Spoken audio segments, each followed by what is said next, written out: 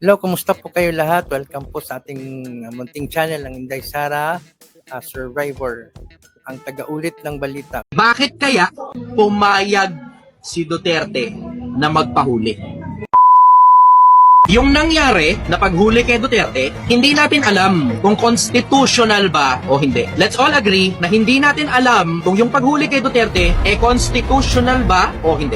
Former President Duterte has been a prosecutor for a very long time. Mahabang panahon na prosecutor si Duterte. Naiintindihan niya ang batas at hindi pwedeng basta mo na lang damputin ang tao nang hindi ka sigurado kung ano-ano yung papel na hawak nila. Basta ang papel, international galing, dumaan sa Interpol, galing sa ICC. Ang mga abogado ngayon, nakikita ko naglalabas na sila ng kanyang mga saloobin, testamento, at mga dokumento. Isa sa mga nakita kong nailabas, recently lang, pinakabago ito, code ng ICC. Na dun sa code na yon, kailangan sumasang-ayon muna ang korte ng bansa bago mo ilabas ang tao mula sa isang bansa papunta sa ICC.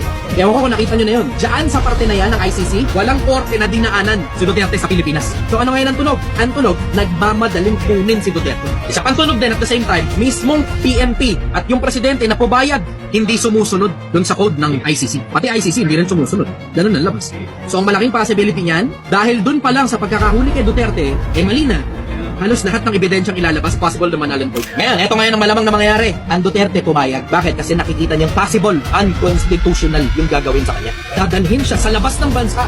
Dati siyang presidente. Nakikita niya yun. Eto ngayon ang strategy. Huwag niyong kakalimutan. Uulitin ko lang ang premise. Ang premise, pumapanig ang mga tao sa mga inaapit. Pag nakita ng mga tao inapi yung dating presidente, lahat dahil posibleng unconstitutional yung ikinilos ng ICC, ng Interpol at ng gobyerno natin, possibly yayariin sila ng taong bayan. At alam ni Duterte, imposibleng hindi alam ni Duterte yayariin yung gobyerno natin ng taong bayan. Hindi lang people power, posibleng katapusan na ng rehimeng Marcos. Posible yun. We're only talking about possibilities. Na pag sinabing Marcos ay mga walang utang na loob yan. Ipinalibing sa libingan ng mga bayani ang tatay nila. Ikinampanya sila. Pero pagdating sa dulo, para silang mga asong kumagat sa kamay ng nagpakain sa kanila nung panahon kinailangan nila kumain. Alam ninyong unbiased ang opinion ko pagdating sa pagdating sa politika.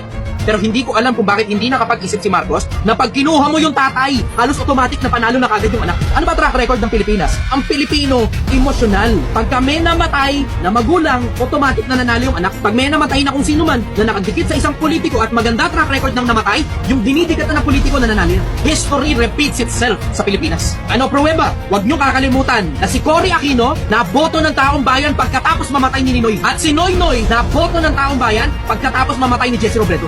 Ano ngayon ang mangyayari? There will be a public outcry. Yan ang malamang na mangyayari. Ito ngayon ang gagawin malamang ng mga Marcoses. Dahil may public outcry, may problema ang bansa, merong unlawful act. Possible mag-declare ng martial law. Guro, yun ang nasa isip niya. Hindi mo naman iniisip na pag hindi ka na gusto ng taong bayan, wala ka magagawa, Marcos. If there is a public outcry at ang mga tao ay willing nang mamatay sa kalsada, wala ka nang magagawa kahit mag-martial law ka pa. Pero sa akin overall, derechahan, I'm looking into the possibility na strategic si Duterte dun sa pagsama niya doon at hindi yan basta na lang sumama siya dahil pinwersa siya. Hindi yan, sumama na lang siya kasi pinwersa siya o dahil hindi niya na kaya lumaban o matanda na siya o mahina na ulo niya. I don't think so.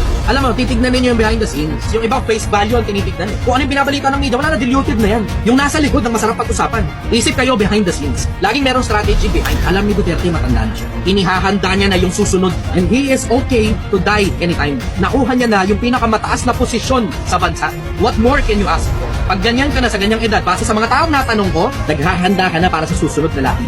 Para sa anak mo, para sa apo mo, para sa ibang mga tao. Ganong katalino si Duterte. Alam niya kung kailan dapat lumaban. Alam din niya kung kailan dapat sumuro.